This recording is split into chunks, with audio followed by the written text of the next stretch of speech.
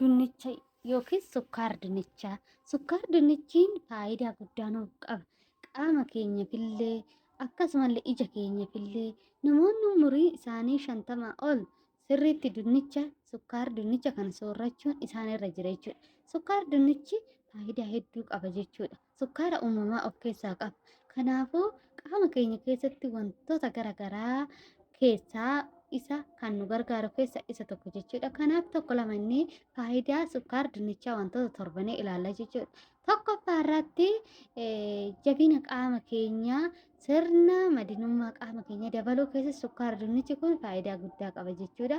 Sukkaara dinnichi keessatti kan argamu sukkaara uumamaa yoo ta'u akkasumallee qaamota halagaa nurraa dhorkuudhaan barbaachisu isa keessatti illee ni argama jechuudha. Kanaaf sukkaara dinnicha kana yeroo argannetti soorachuun akka nurra jiru baay'ee barbaachisaadha. Faayidaan isaatiillee baay'ee faayidaa guddaa qaba jechuudha. Akka lammaffaa irratti immoo sukkaara dinnichi dhiphinaa fi akkasuma aariiwwan garaagaraatillee nurraa ittisuu keessatti isaa gahee guddaa qaba jechuudha. Sukkaarri kun akkuma qaama keenya keessatti yeroo afaan keenya keessatti nyaannu ayina nuuf kennu sammuu keenya keessatti illee si'eessitu waan of keessaa qabuuf aariiwwan garaagaraa san nurraa ittisuu keessatti to'achuu keessatti gahee guddaa qaba jechuudha. Akka sadaffaa irratti immoo sirna bullaa'insa garaa keenyaa keessatti sukkaarri kun yeroo harkaanuu qabne bursuk jedha jechuudha. Kanaafuu sirna bullaa'insa namoonni rakkatan sukkaara dinnicha kana yeroo nyaatan sirni bullaa'insa keessaniitiif illee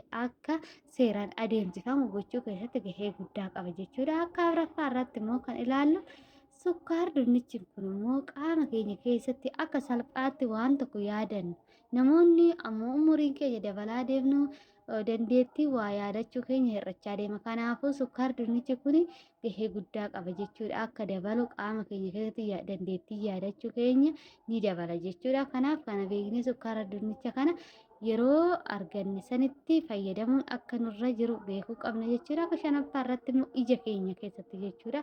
Beettaa kaarotiin kan jedhamu sukkaara dinnicha kana keessatti kan argamu inni immoo ija keenyaaf faayidaa guddaa qaba jechuudha. Kanaaf sukkaarri kun namni kamiyyuu soorachuun kan qabu jechuudha. Kanaaf sukkaara uumamaa waan qabuuf miidhaa tokkollee hin qabu faayidaa nuuf kenna jechuudha.